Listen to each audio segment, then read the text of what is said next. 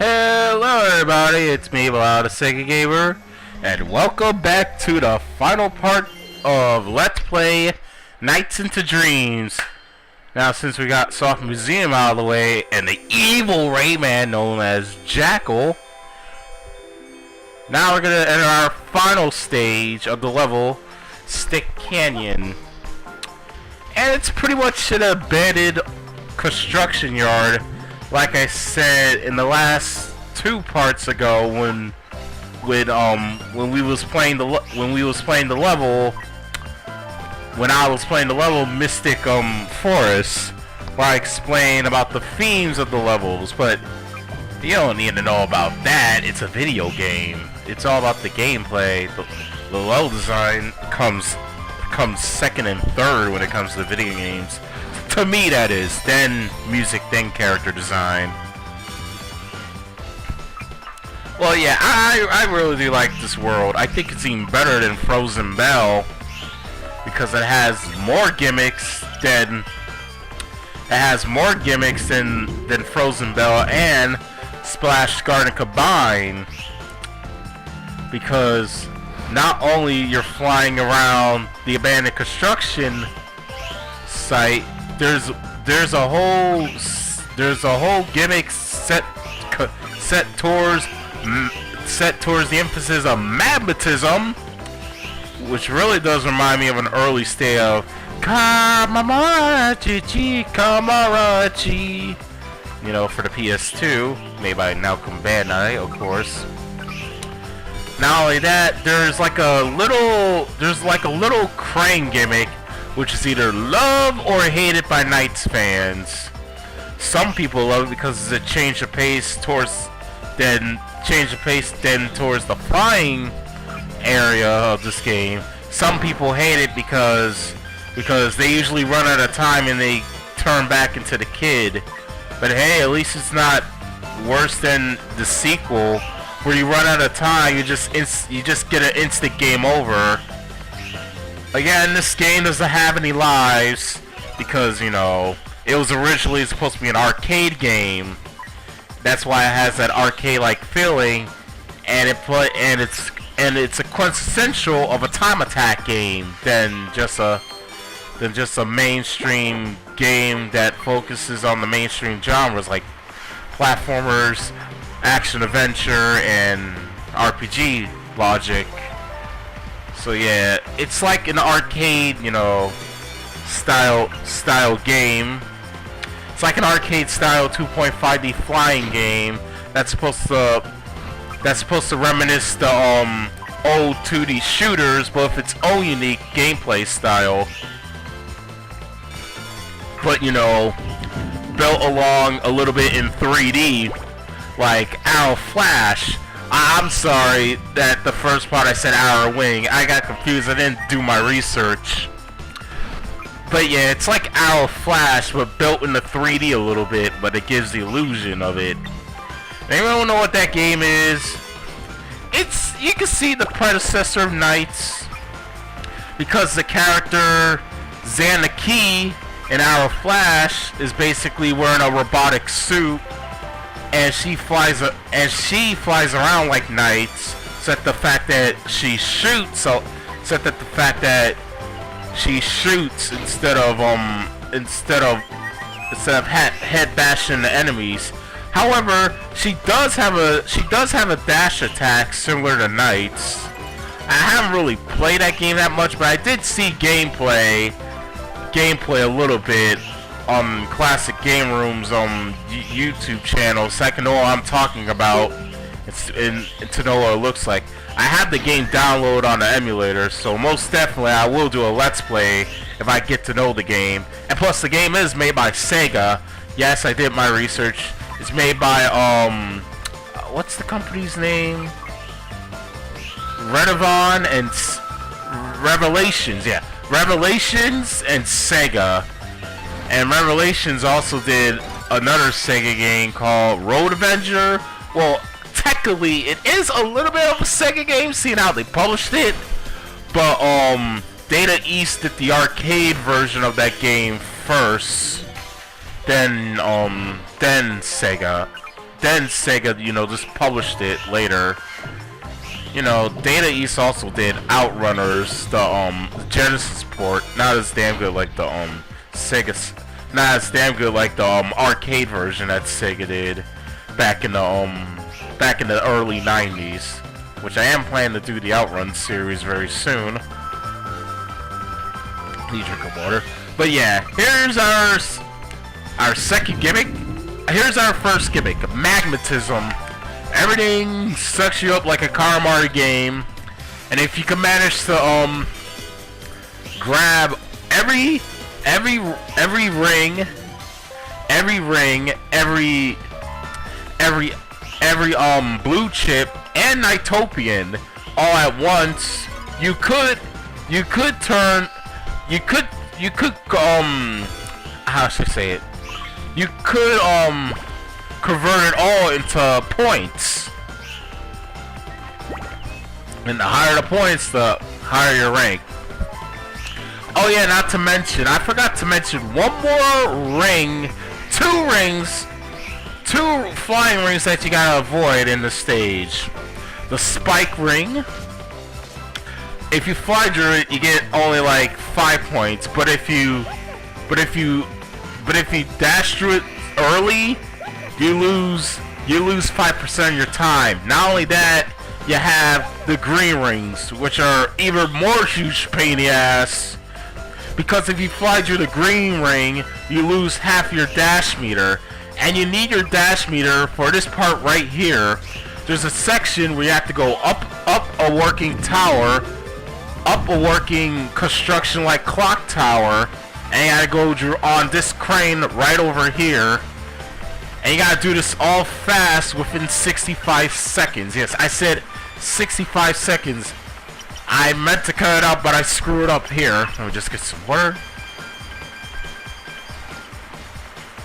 But yeah, you have to do this within 65 seconds. If you don't do this within 65 seconds, then obviously you turn back to the kid and you get a low rank. But you can still complete the level. The only consequence negative that you're gonna get is that you're gonna lose all those blue chips and all the points you accumulated while flying through rings and collecting star chips, blue chips, and idiot orbs. That's the only negative, like right here. So yeah, those are the two rings that you want to avoid: the green ring and the spike ring. But other than that, mostly you're just gonna see the blue and yellow trick ring, the orange ring, and the yellow ring. But I managed to get a B rank. Don't worry, I go back. And what's this? Oh my God! It's Wiseman's! Oh my God! It's Wiseman's apprentice, Riala! That's right. Riala is the most threatening, fearful, antagonizing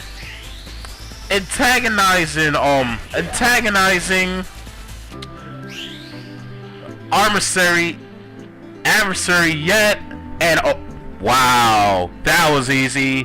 Hell, this is even more perfect than being Knuckles in Sonic 3 and Knuckles. Shut up! Yeah, I know I added that joke, but expect that for the next playthrough when I do Sonic 3 and Knuckles. But yeah, I managed to get a B rank. But wow, Riala! I thought you were supposed to be Wiseman's apprentice, his second henchman. You're supposed to be the second of command. Wow. Luckily in the sequel, he is more challenging. You can still paraloop him in the sequel, but there are some changes I will explain once we get into the sequel. And we're in the final stage, the Twinseed Clock Tower. And what's this? No knights. Looks like all has lost. Time to sacrifice myself. Geronimo! Suicide! with the power of NiGHTS, Clarice and Elliot can fly. Believe it or not, this is the last stage in the whole entire game. Even if you play as Elliot, it's the exact same thing. With all their efforts going through their anxiety and fear, this is what they end up with: a satisfying moral. Never give up, and yeah. Of course, you gotta believe. Rapper reference there. This game came up beforehand. But yeah, Clarice and Elliot has the power of NiGHTS. And basically, you gotta do this all in one shot.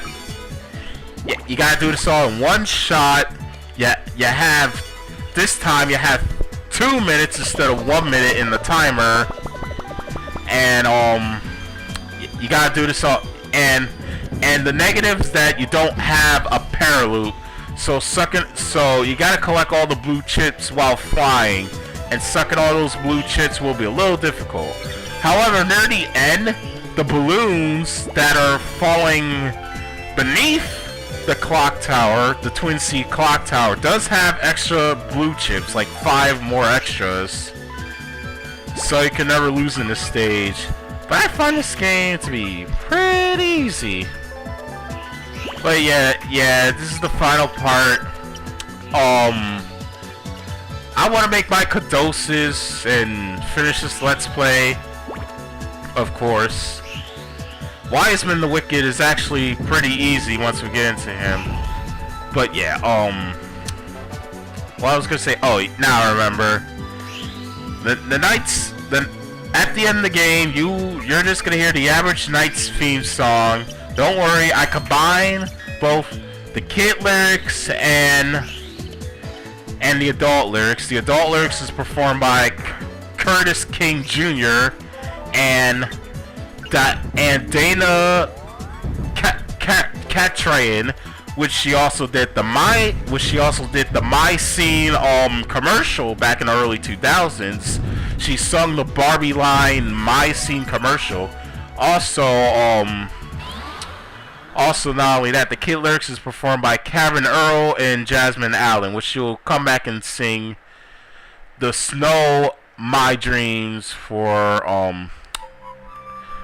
the sequel. Not only that, Curtis King Jr. also did the acapella for Christmas Nights. I don't want to forget about that. But before I talk about that, we have the mysterious ruler of dreams himself. And no, it's not fucking Mort from Memorial 2. Fuck that guy. But this guy's even more easier than Mort and more prophetic. God, the demon ruler of freaking NiGHTopia gets defeated by his own creation. And you know, believe it or not, NiGHTS is a nightmare, but you know, NiGHTS became more of a rebel, and you know, NiGHTS create the little creatures known as NiGHTopians. And I'll get that once we get to the extras. But yeah, the ruler, the king, demon ruler of all NiGHTopia is probably has to be the easiest boss fights ever. Like, wow, what this guy has to be excited. It's like, look, Knights, I have hands. But yeah, freaking Wiseman the Wicked, but he is a little challenging in the sequel. But yeah, this is the end of my playthrough. Stay tuned until I do many games after that and the sequel. Goodbye. By foolish dreams, but I'll show you a happy man. But only in their dreams can men be truly free. 'Twas always thus, and always thus will be.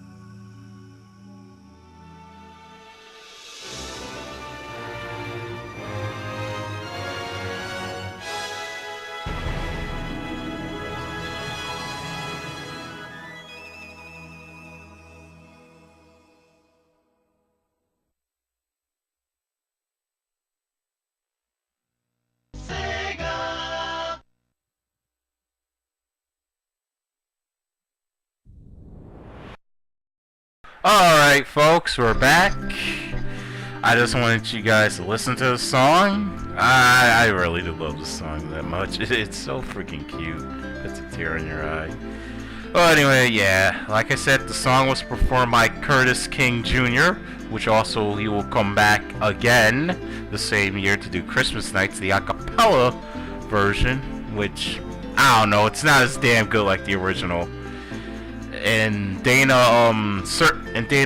Cowsert, if I'm pronouncing her last name right, which she also did the My Scene commercial back in the early 2000s, and the Kid lyrics was performed by Karen Earl and Jasmine Ann Allen, which will come back to do the sequel for the Sweet Snow version of Nights into Dreams.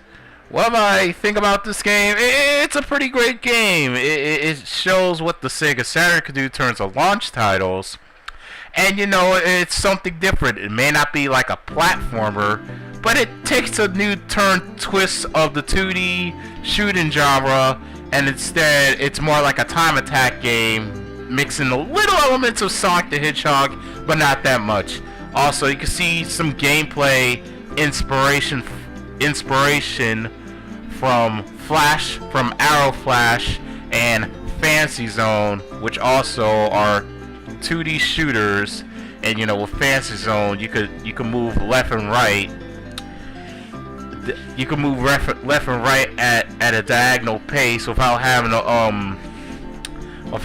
to break away from the on rails section, which allows a little bit of exploration. And you know, again, Flash Arrow, because both the characters conform into stuff, like how Xander Key conform into a spaceship. Knights conform into like a dolphin, a bobsled. Knights has more personas in the sequels, believe it or not. What was I gonna say? Oh yeah. This game is truly different because the Sega Saturn, when it first came out, it just mostly had arcade. It did have arcade type of games, but it just mostly had go-kart racers and fighters, which were hit and miss, especially Daytona and the first Virtual Fighter game. Luckily, a year after, they improved upon it with the graphics and the gameplay mechanics. Not only that, it did have a shit ton of RPGs, but Sega wanted to satisfy fans who weren't fans of those type of genres. Don't get me wrong, we did have platformer games like Bug and Astral and Clockwork Knight, and we did have third-person shooters like Burning Rangers, and we did have, you know, on-rail shooters like Panzer Dragoon and beat-em-ups like Guardian Heroes. But I'll do more Sega Saturn games by the time I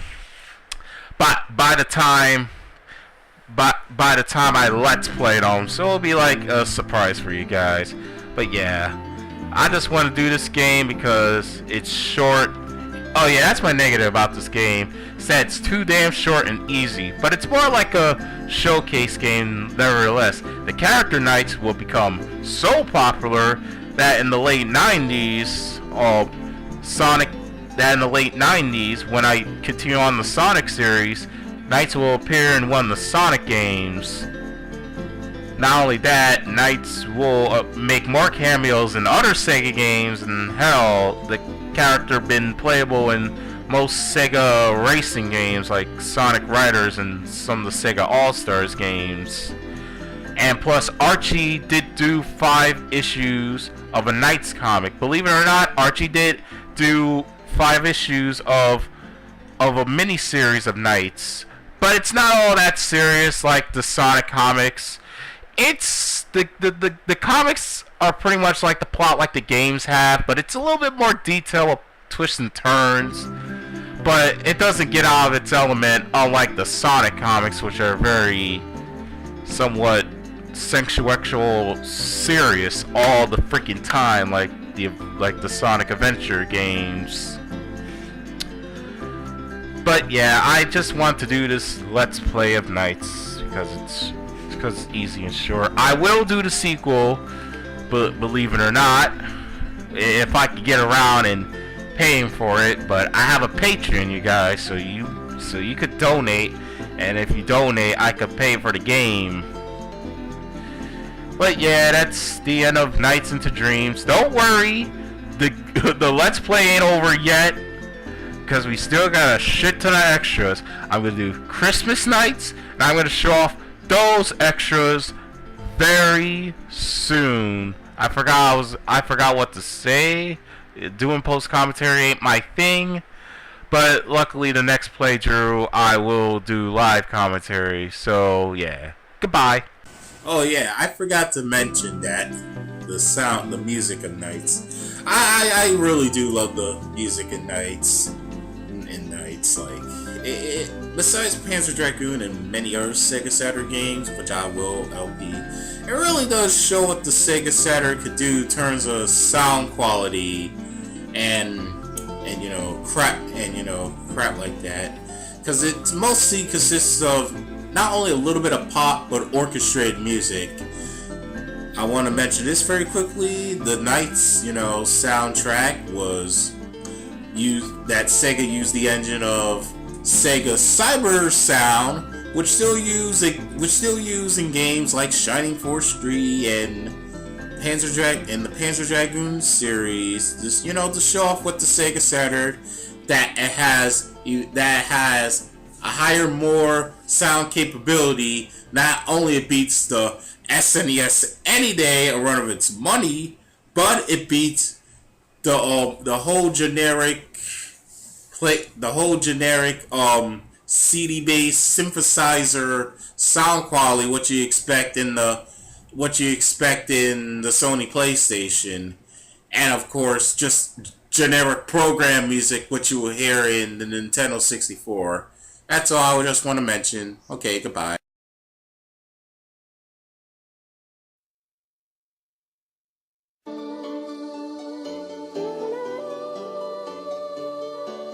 There are only so many words I can drag out of my vocabulary to say how awful that was. Inception, rated PG-13, in theaters and IMAX, July 16.